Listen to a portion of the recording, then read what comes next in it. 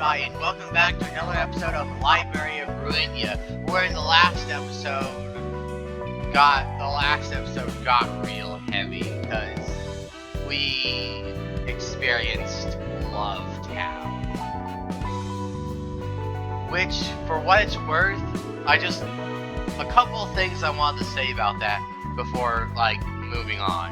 One, I listened to the song that played during, the fight, separately as its own video, and there's a part where it says, there's a part of the song where it says, something to the effect of, I know this was my own choice I made, but I wish I could blame someone, I wish I could blame them. It's the way I interpret that situation was, they were effectively coerced into, making that choice. Coercion is being influenced to make a choice under, a threat or implication of violence or punishment.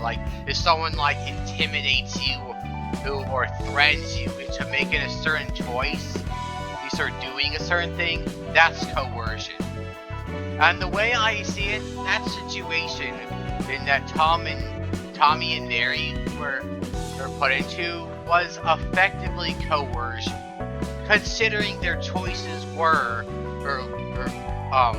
listen to the doctor and the nurse, Jo Hyun and Ellie, and then go through with the fusion surgery that we saw happen. And the alternative option they could have chosen was facing the insane people in the other cars, in the other train cars, and being attacked, brutalized, and mutilated. Those are their choices. Fusion and surgery to become strong enough to defend yourself at the cost of losing your body and eventually your mind, versus being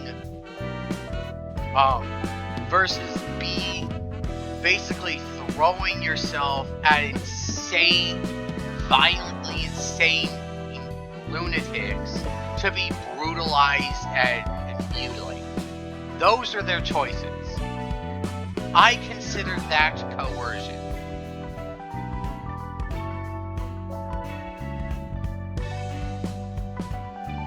A part of the song even said, Walls it said, something to the effect of, I have my doubts, but mommy said it ain't family biz, get over it. That kinda just, makes a point out of calling it coercion. And the second thing I want to say real quick about this is that, during the fight, I genuinely did not notice what happened to Tom and Mary after they got below half health there. I had to look it up somewhere before to even notice that when they got below half health, they basically exploded, raining gore and body parts. And I'm just saying wait, what was that? What happened? I didn't even notice. I didn't even look at them to notice that Tommy's head got destroyed at that point. And somehow an arm, an extra arm is poking up out of the growth out of their back or so. And I didn't even notice that extra arm until a comment on the last video pointed it out. And I looked back and, yep, there's the arm. I didn't even notice that until I read it. Someone told me, and I looked back at it. But the fight ended on when Tom and Mary died. It ended with Mary asking or begging for Tommy. The fact that Tommy's head gets destroyed halfway through the fight really adds to the tragedy. Cause like, for as much horror as there was in there, a lot of it is just like, just tragic. Like, that wasn't a very great combination of like, of taking some horror and playing it for tragedy. Like, is that a correct way of phrasing it? Playing horror for tragedy? Or, if not, then I guess we could just stick with a great combination of horror and tragedy, because most other things would have just left it at, like, just horror. Like, Tom Mary would have just been a nameless, mindless beast. Or so. Just rampaging around, or so. Or they would have played it up as like people getting fused into the monster, and it absorbs their intelligence and gets smart or something. They would have played it for just straight, pure horror like that. That was a very excellent and amazing combination of horror and tragedy. At this point, I'd say it's mostly just tragedy at this point, but still. But I think that's everything I've got to say at this point. I've been rambling for like 6 minutes. So another thing I wanted to see is that something that I just learned is that apparently you don't have to like stick purely to pure like doing plot stuff. Apparently you could just enter random books into this, and you can just get like generalized.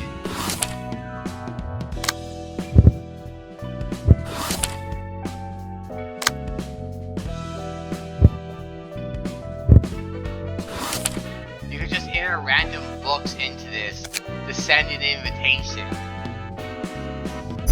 and it'll just like randomly give you who stuff to fight.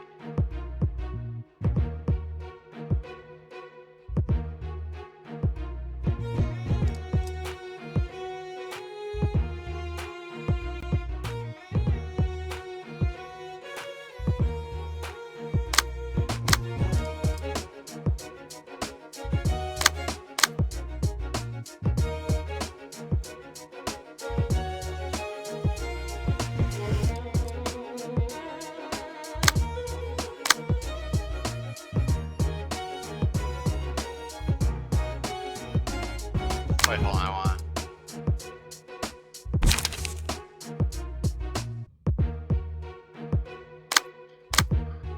You know what? Maybe I'll go with that.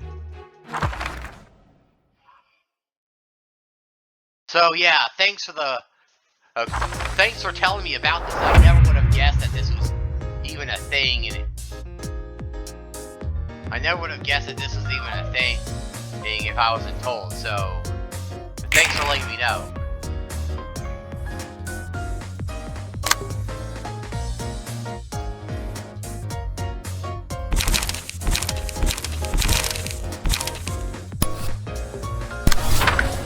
Do that.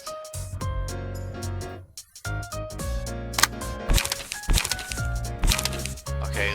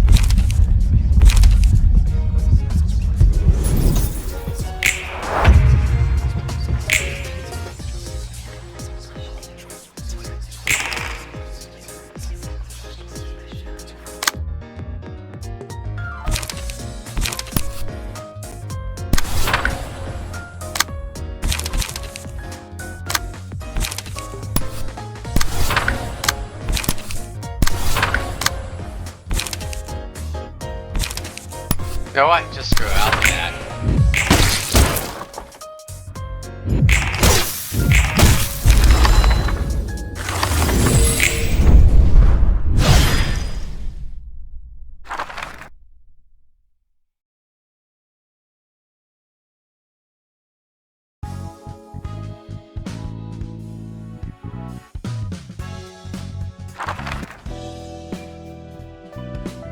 I guess it gives back stuff similar to what you put in. I guess all these things up here are supposed to be continuations of what happened down here, or like continuations of previous stories. Let's try starting with this one.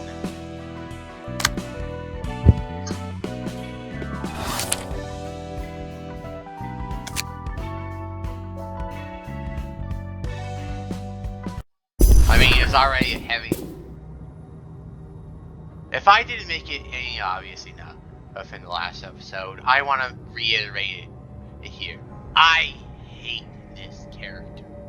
He and the nurse Helena willingly chose to do what they did on that train. Everything that happened is his fault. And I really despise him for that. Why, hello there, passengers in the first class seats. Takes twice the age of a person in the nest to afford a seat in this carriage, I hear. Means that someone in the back seats would work hard, at least a year for it. Always had some pressing questions about warp trains.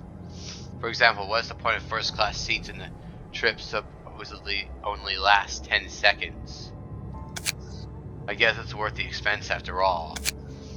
You can sleep without care in the world. All the while passengers in the care behind us are defenseless against the maddening tide of time, trying to overcome it through the pain of tearing their own flesh. They show the comfort of conjoining with. That was your fault! That last part, conjoining with her, that was you! That wasn't these guys' fault or anything! That was no one's fault except yours! Don't you dare talk like it's someone else's fault!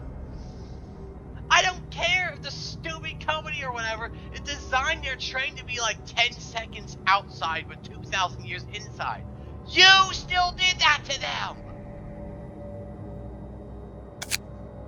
I've always wondered what kind of outstanding singularity this could be to transfer people to any destinations in only 10 seconds, no matter how far it is.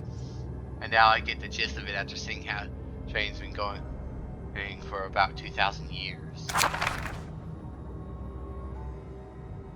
Me? How am I staying sane, you ask? If this is what you're doing to people, you've already lost your sanity a long fucking time ago. So no, I don't wonder how you're staying sane. You weren't even sane before you got on the train. Well, it's all thanks to my fellow members of the ensemble. That hothead Elena and I have been here for only a week or so. Pluto says our consciousnesses can be preserved in stasis and unfrozen only when needed or whatever.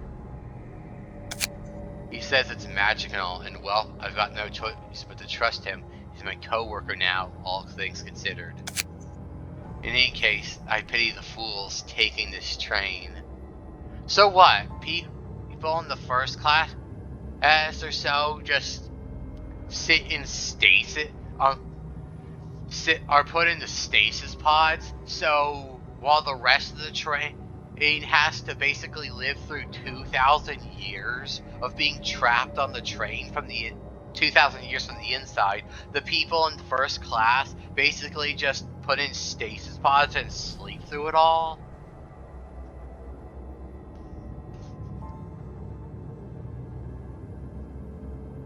Well, that does make all of this look very intentional, and it does look very screwed up. Oh, and while I'm looking at it, is it me or does these figures here kinda sorta look like Nothing There from the first game? Or at least his second form. Or, his more humanoid form. Remember, so when he gets stronger, or these figures kind of vaguely remind me of that. Thousands of years of pain and suffering, and it's all long gone from their memories when they arrive. They return to their ordinary. Nothing ever happened after. Is this restoration procedure? Isn't that what? So you're saying all this shit can be undone?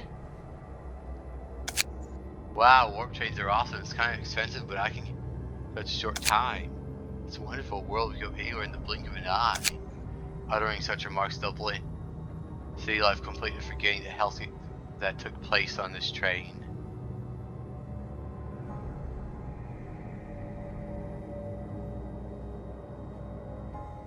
So what you're saying is that all this is basically for fucking nothing?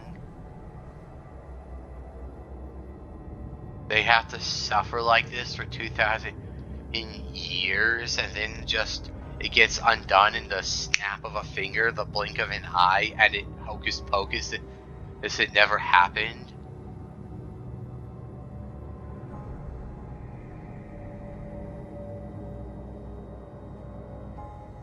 Which means everything Tom and Mary went through was completely pointless in the first place?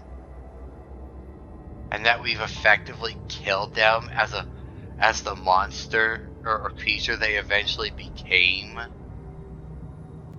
They could have had a chance to fucking return to normal? Oh, and we killed them before they got that? Before they got that? The memories of trying to slaughter their own friends and family bonds are blurred over time, having lost themselves long ago. And all that's conveniently erased from their heads. It's astonishing how singularities are so uniformly appalling. And yet you rich folks are scared of even that, so you doze off in your safe thousands of years.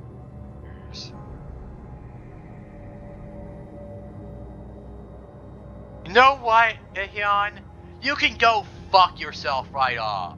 You've lost every fucking right to hold anything resembling moral high ground after what I've seen you've done. And yes, I'm still gonna blame this on you.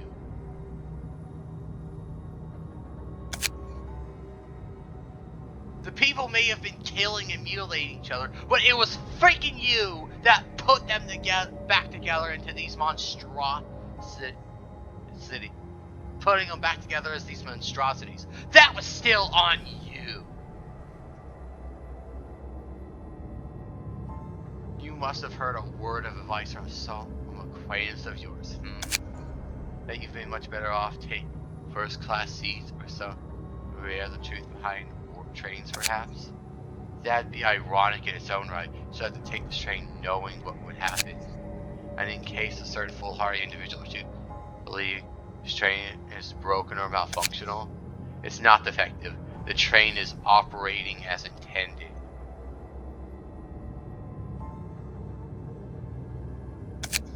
You get the hint now, don't you? Strolling around in a completely different time-space axis for 1,000 years, and when it comes back to reality, ta-da, it's 10 seconds later.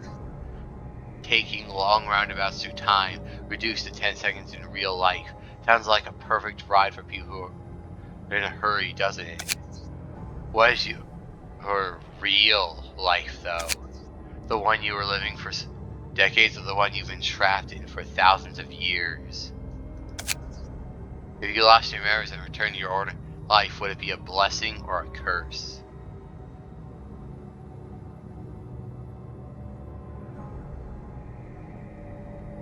If you're the only one who was ever aware of a situation, and your memories were erased, so you couldn't even remember or acknowledge that it happened. And did it even happen? Who cares, really? Moving on, my biggest question was this. This box with T-Corp's logo on it, so shamelessly and ridiculously and nonchalantly on board. I was one. Notice how, like, it's an out. It looks like an hourglass. Yes. I was wondering what this thing was doing plugged into the train. But I could roughly guess after a bit of thinking. The hell are you doing quietly muttering lectures to yourself? You're coarse with words as usual. I'm speaking to the couple who are probably watching us as we speak, of course. Who are the couple of or so that you're talking about? Or is this some kind of vague fourth wall breaking joke and the voyeurs who are watching is possibly maybe the person playing the game or something? Probably some other person is able to spy in on them or something. You know, knowing this, but like, you never know, it never hurts to ask. Oh right, that was the plan. Being stuck in this train for a week really did take a toll on my focus. Your acting was excellent. Were you an aspiring actress in the past? Maybe?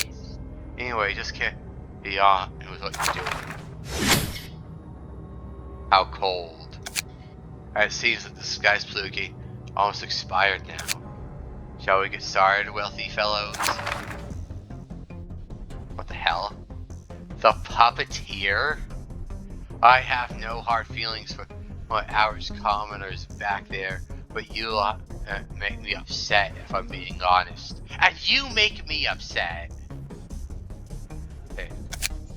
The way you try to squirm away into comfort, like the maggots you are, agitates me beyond reason.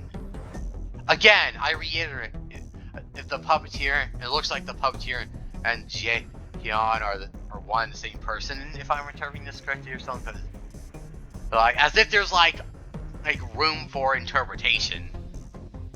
Anyway, like, again, I reiterate, don't pretend you of all people have the moral high ground. Life sure is bizarre, isn't it? You spend your hard-earned cash for a first-class ticket to keep yourself safe and sound for the torture of time, but now you're about to suffer something entirely else. You unfortunately run into the likes of us and meet a terrible fate just because you've taken first-class seats. Yeah, right. Who knows? One of you might have been a pit or a sot who just happened to win a ticket. That's what makes choices so mysterious and profound. Personally, I think there's no such thing as choice in our lives. Oh, how fitting, considering you didn't give much of a choice to other people, right? Someone is playing tricks on all of us, mischievously and sneakily, staging an endless puppet show, attaching invisible strings to us. Now, shall we get started? It's time for a little puppetry. So that's the Puppeteer, huh? As if he were speaking directly to us. If he's part of the Blue Reverse gang, maybe he knows something about us. Could the Blue Reverberation be focusing on the library then? Possibly. I don't know what he's looking for, but it certainly ain't going to be normal. What else could he be after other than the books we have? The question would be what kind of books they really want. Anyway, Warp Train is going to be big trouble to disappear after the first class carriage gets owned by others. For sure, W Corp might get involved with us at this rate. Was this part of the Blue Reverb's plan? It would be intriguing if that were the case. Oh, I bet your enthusiasm will turn into staying real quick when you actually meet that Kuko. What the fuck are these things?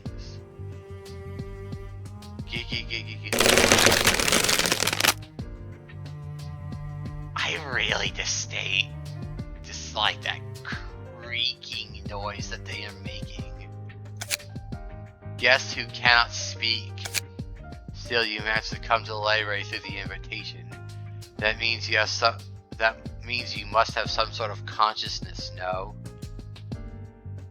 I noticed that these things are literally floating on Puppeteer strings. That's gross. Even though your puppet's controlled by the strings above you. Yeah, I see that. I have no idea what you may be saying. If you want to get the books as your Puppeteer so wishes, you can go through that. I honestly don't know what's worse. The fact that Elena and the Puppeteer are doing these kinds of abominable acts to human beings. Again, like, you can look at these things and think, this used to be a normal human being. I'm not sure which is worse, the fact that they're doing this shit in the first place, or the fact that they're doing these monstrous, vile, evil actions to other people, and then controlling them, manipulating them to do their own work on their behalf. They're such cowards. The Puppeteer can't even do his own damn work and come to the library himself. He's gotta horribly mutilate people like this to do his dirty work for him. The coward can't even come to the library himself. Go through that door.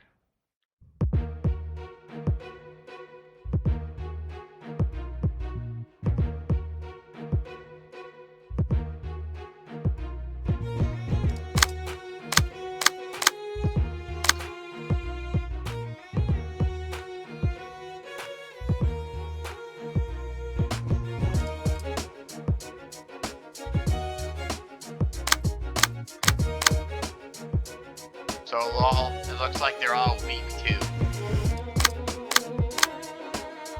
Looks like they're all weak to slashing damage, which means this character would be good. Because if nothing else, this character's I designed this character with the idea of being better than, like, being better at doing blunt damage. It's a kind of leaning more towards cards that deal blunt damage is compared to others, and likewise this character is leaning more towards slash damage. Or so, with like giving extra cards that deal the slash damage. So yeah, going into this pretty good. Good for one character focusing. Counter dice. Counter dice are displayed in yellow. These dice leave stayed until enemy attempts a one-sided attack. If a counter die wins a clash, it will be recycled. But there are dice left on the opponent's combat page. Huh?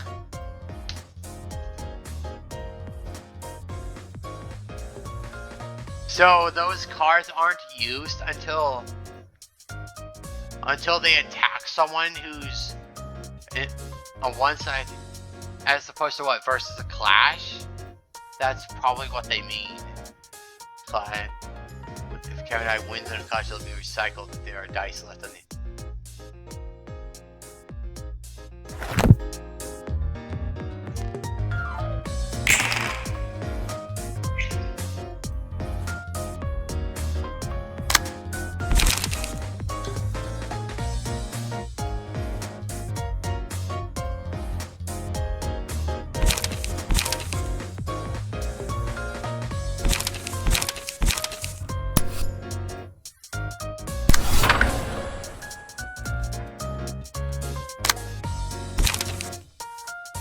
Okay, what's he doing? Okay, so...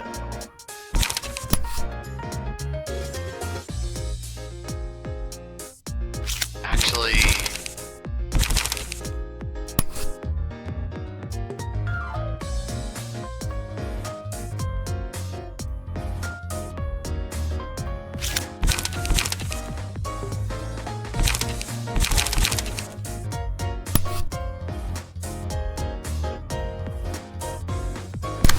I'll do that. If I have...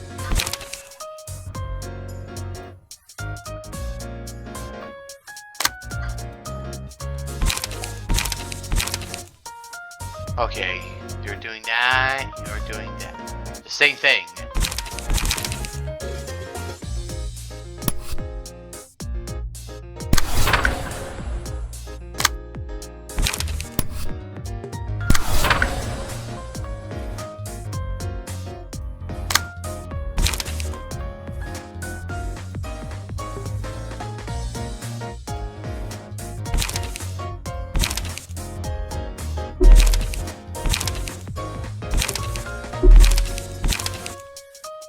Oh, I thought I was looking at her for some reason. Like she's got 3 points. Why can't I use it?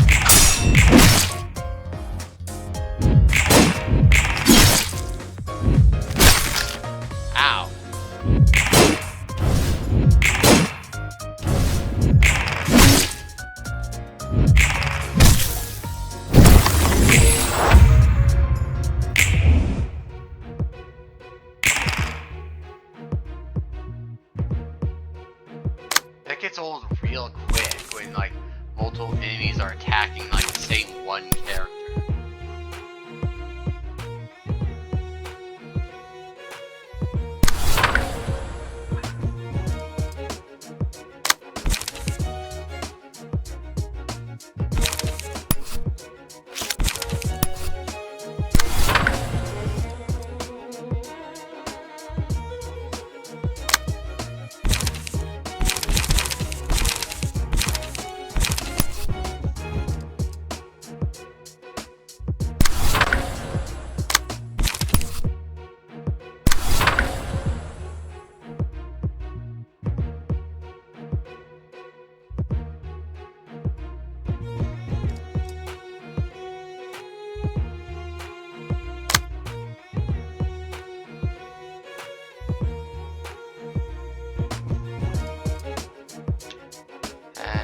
Can't do anything.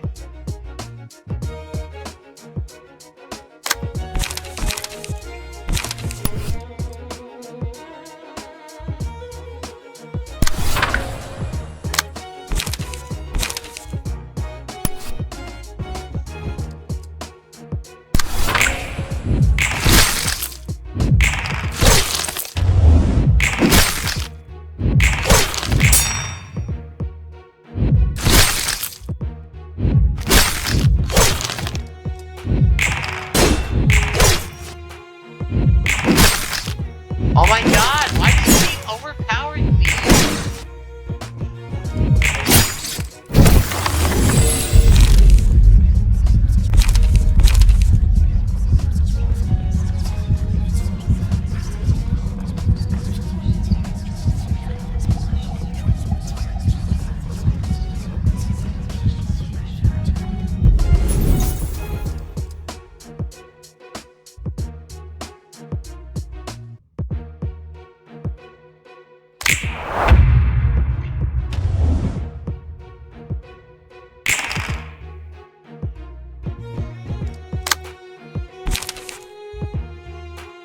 Okay, so you're doing that.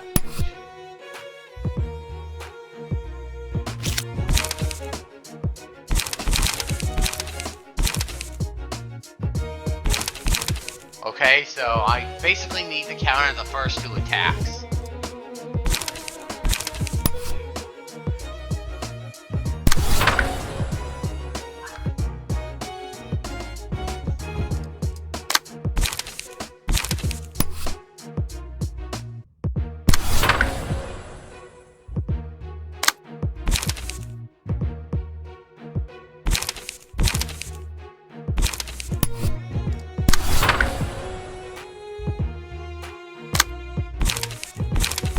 Okay, what's he doing? I need to pay attention to that.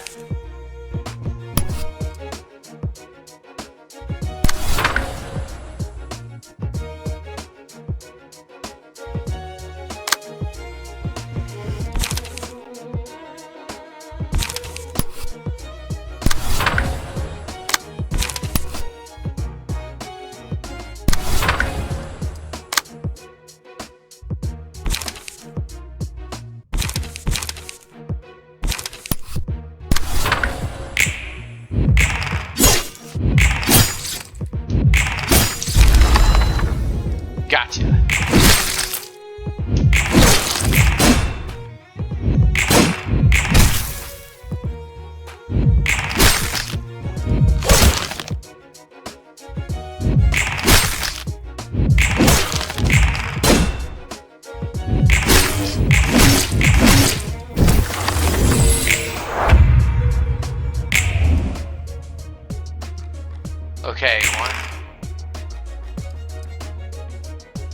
Aw, crap. What, how's that one nearly full health? Okay, how are these two here at like full health or nearly full health? I swear I've been down with you now. What the hell?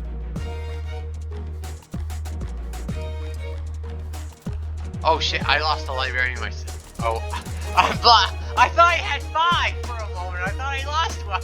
I started with 4. I'm like, where's the 5th one? I need to pay better attention. I have such a bad memory.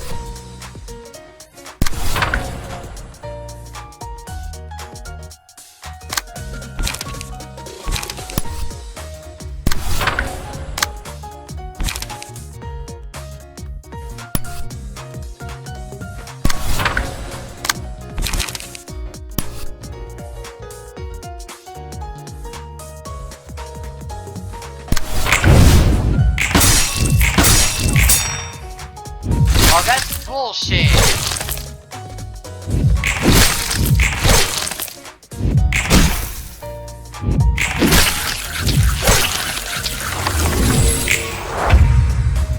Oh my god, this is like literally the 3rd turn in a row where I down a character because they've been staggered. This is freaking ridiculous.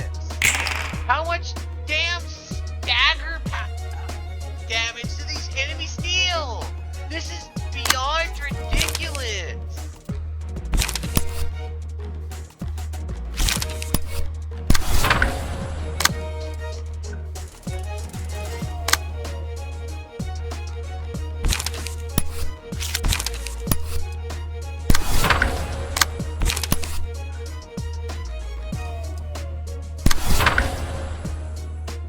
Characters.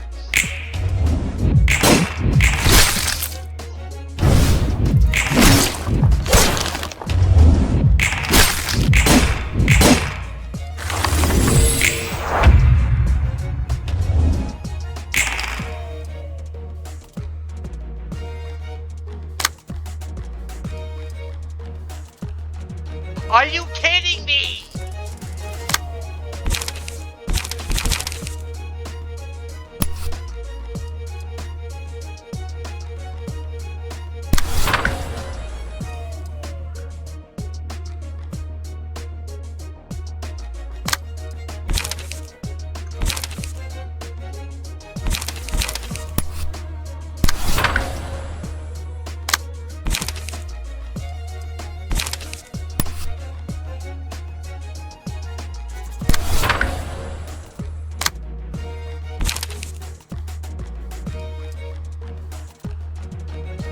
Okay, this one up here is beginning to piss me off. It's taken no damage whatsoever, and that's bugging me.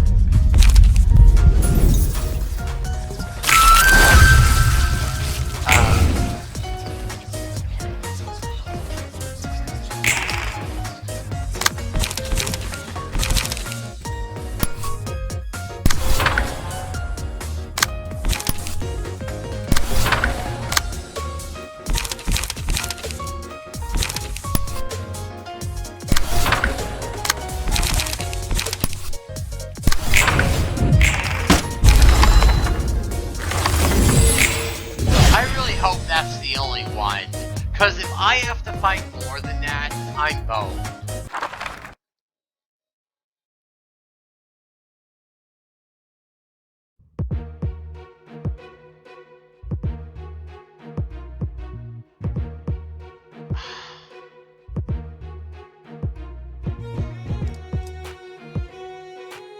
I don't have the power to beat this, so...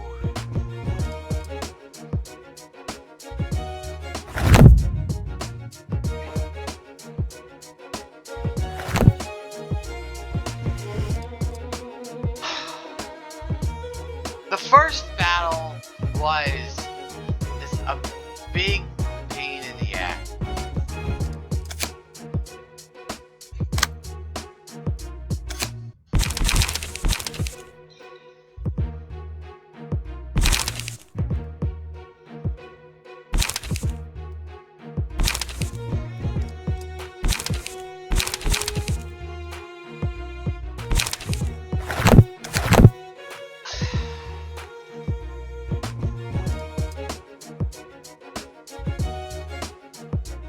Okay, so I walked into this completely underprepared.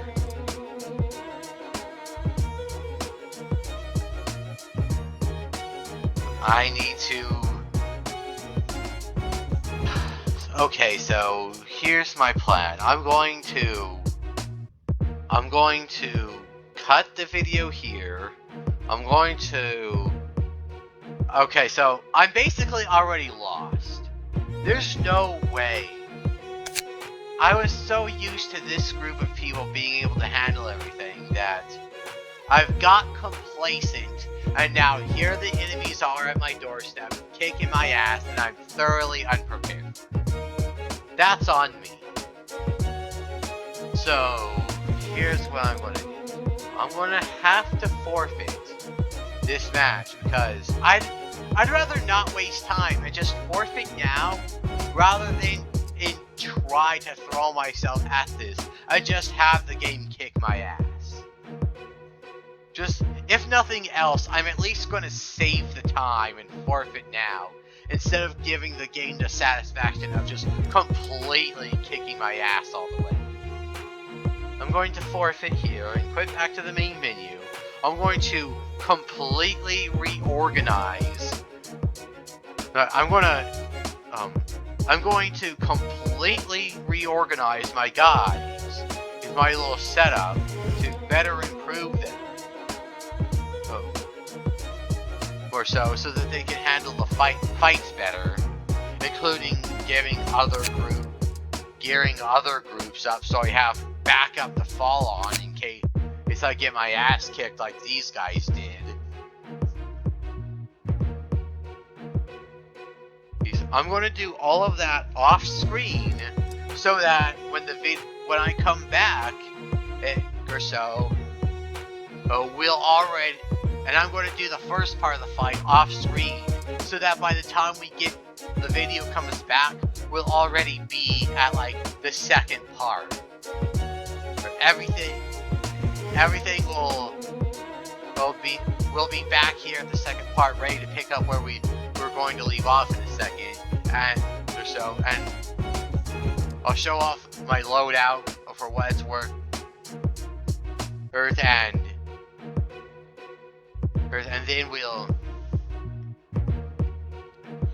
And then we'll just pick up from there, so nothing lost. Alright? Alright, I am back, and I have done quite a bit of just reorganizing my characters. So far I have two teams. This here, as you can see, being Team 1, having just come out of going to the first phase. And like I said, I got back to where we were earlier. And in the meantime, I've gone Team 2, which looks like this. Here, two characters dealt around piercing damage, another character based around slashing, and I tried to see if I can make this character work, base a character around paralysis.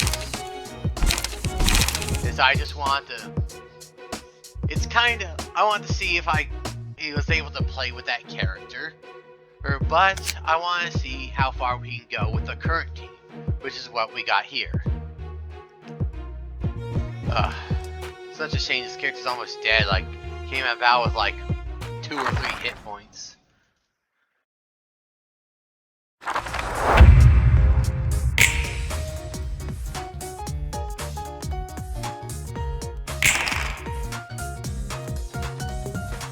Okay, so my strategy for this fight is that every enemy that just does a straight-on fight like this, I'm going to clash with them.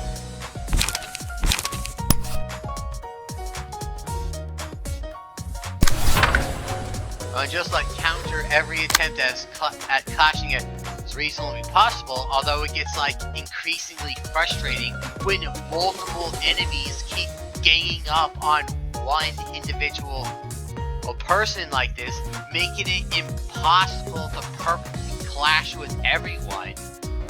And like, they target the exact same number 5 here.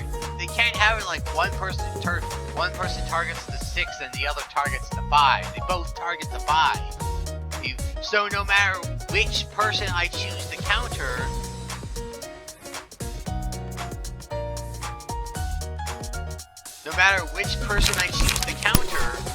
they're going to get completely screwed by the other person.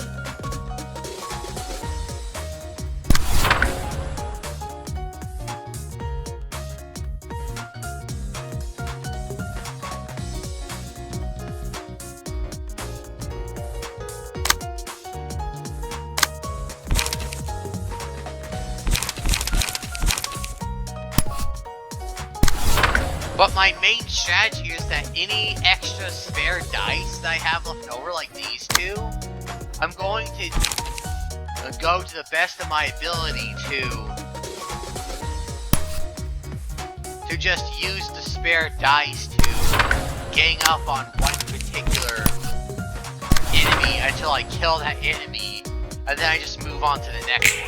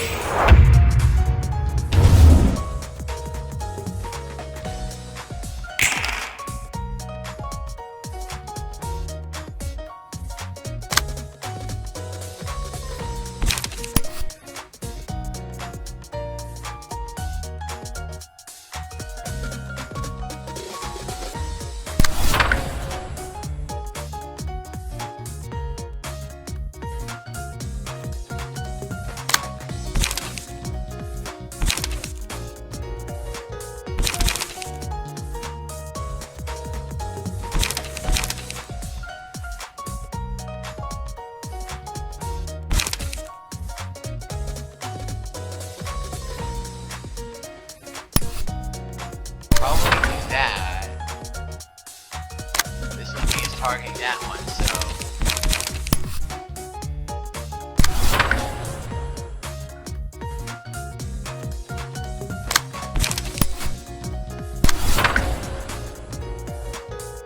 that because it's the only card they need.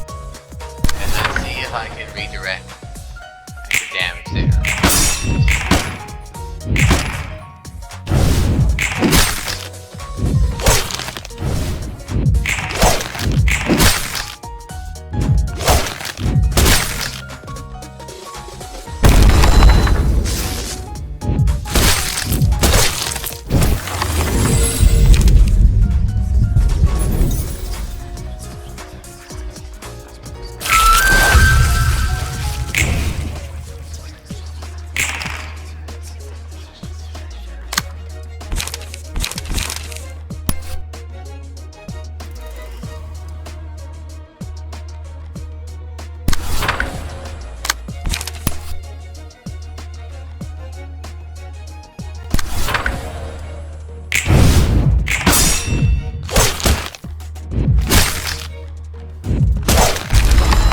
Oh yeah, that's real fair.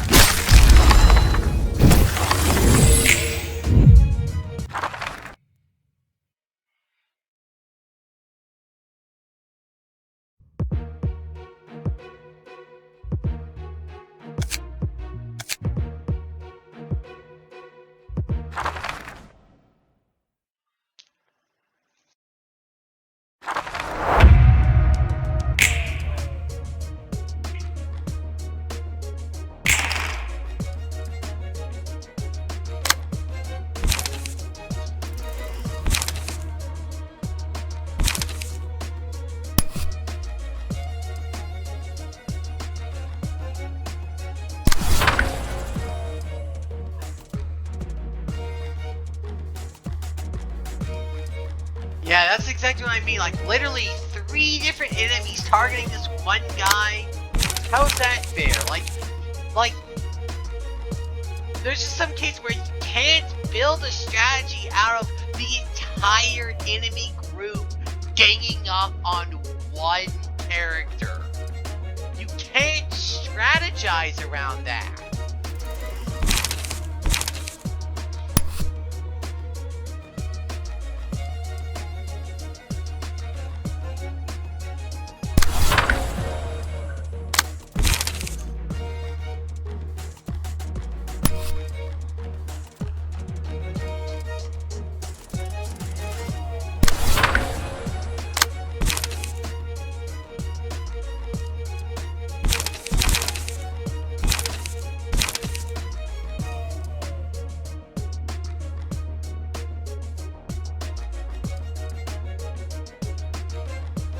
Okay, which character is the weakest?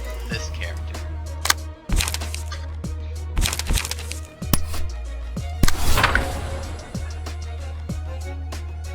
Like, it's really pathetic. Like, you can't strategize around practically the entire enemy team ganging up on one specific character. And it's kind of stupid how, out of 4 total characters, 2 of them go completely untouched and unmatched in a round because they just want to game you that hard.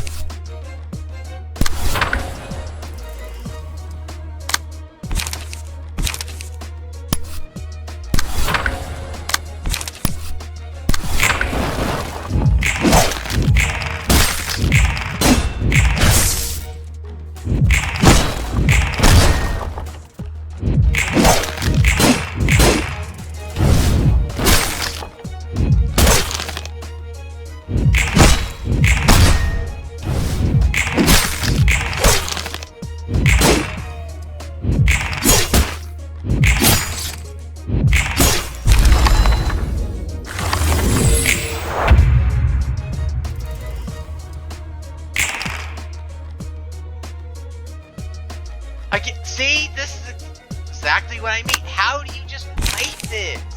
The character's almost dead, and there's like nothing I can do to deter 2 of these enemies from attacking this character just because it just feels like the game wants to give me a big fat middle finger.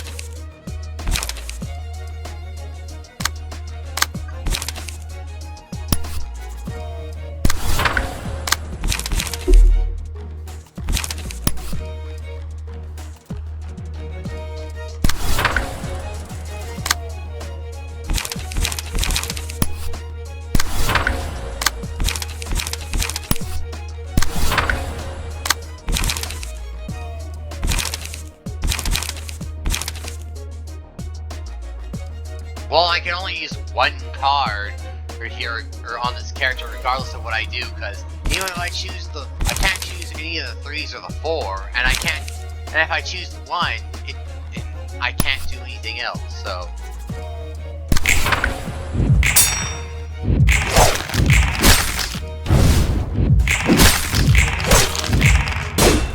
That's another problem, like, how do they just keep countering me?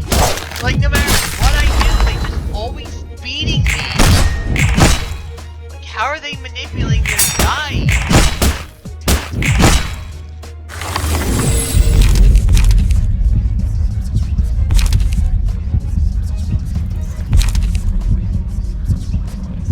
Well, aren't I stupid?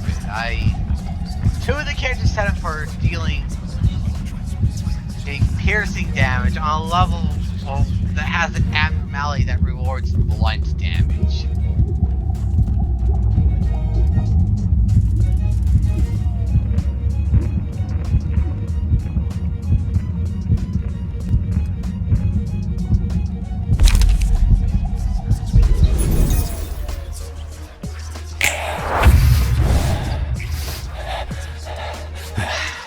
I built that character around dealing something like paralysis, and I literally didn't get to do anything with that character because the character just got completely ganked from the beginning.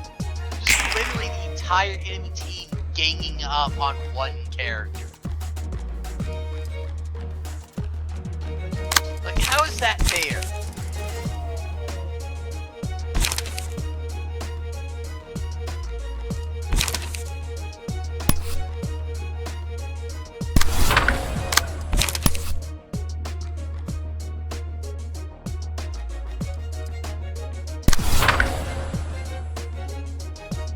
Again, how am I supposed to counter this?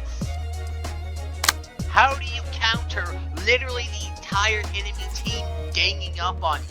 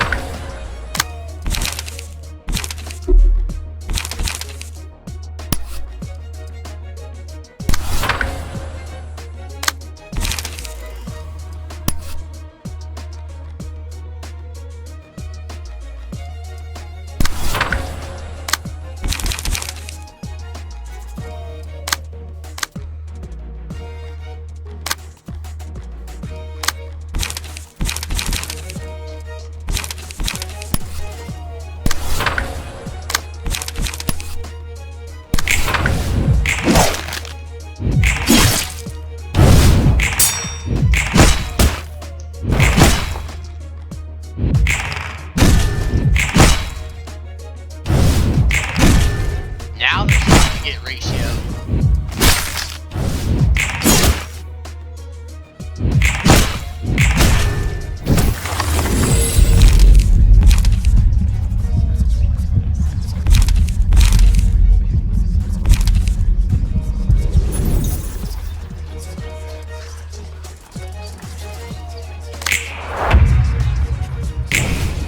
Oh, wait, there's still 3 left, but all 3 of them were staggered. I'm gonna do that. Actually, I'll do that.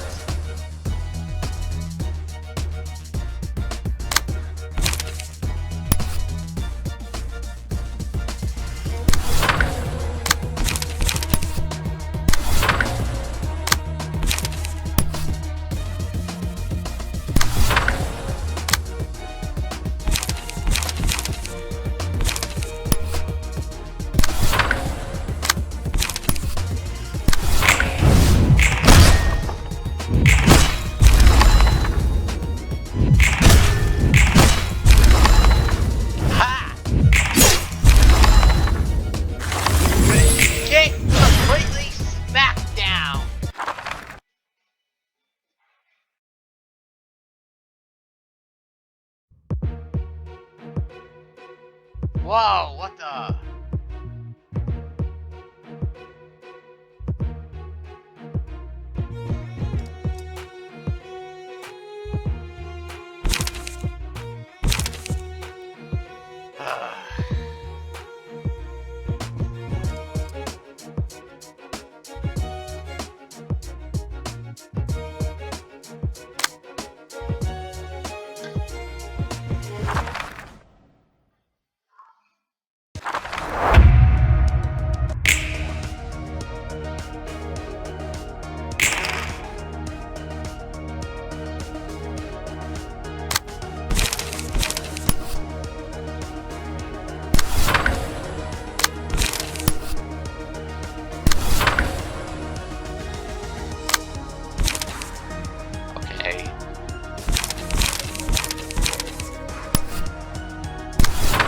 That.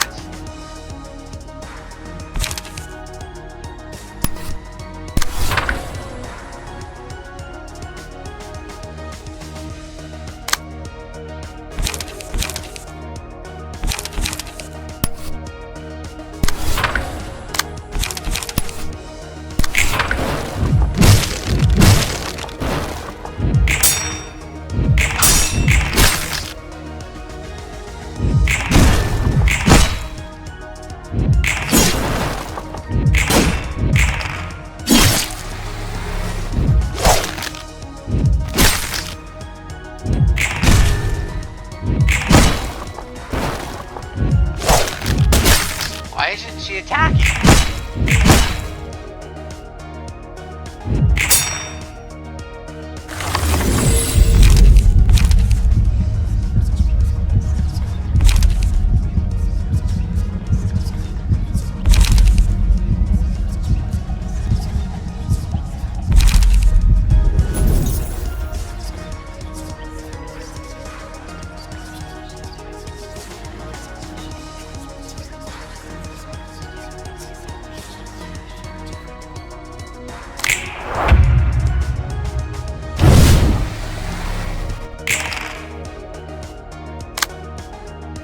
Made a mistake.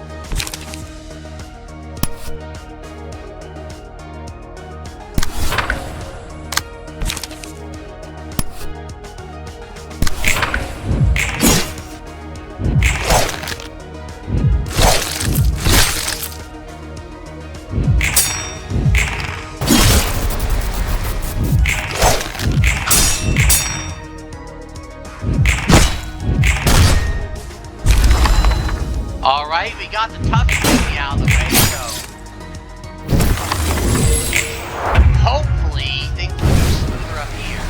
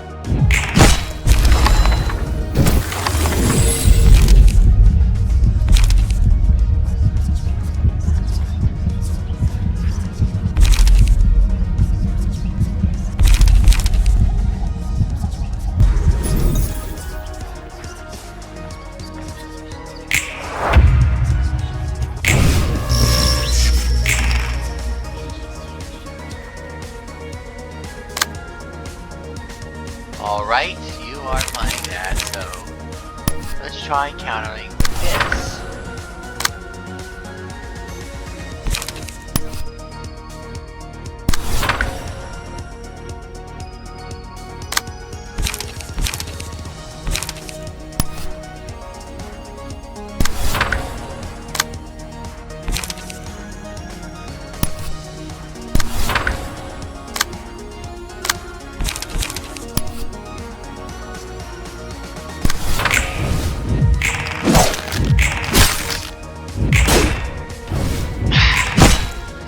If I can get one more hit on this enemy, I'll kill the enemy.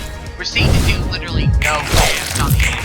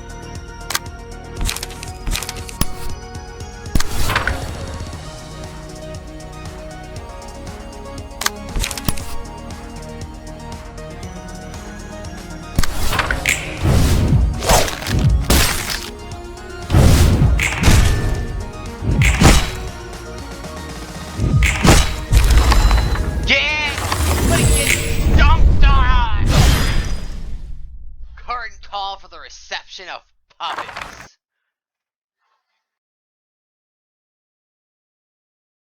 Man, it felt like I had to pull a lot together just to get this accomplished. 2% chance to boost stagnant enemies type by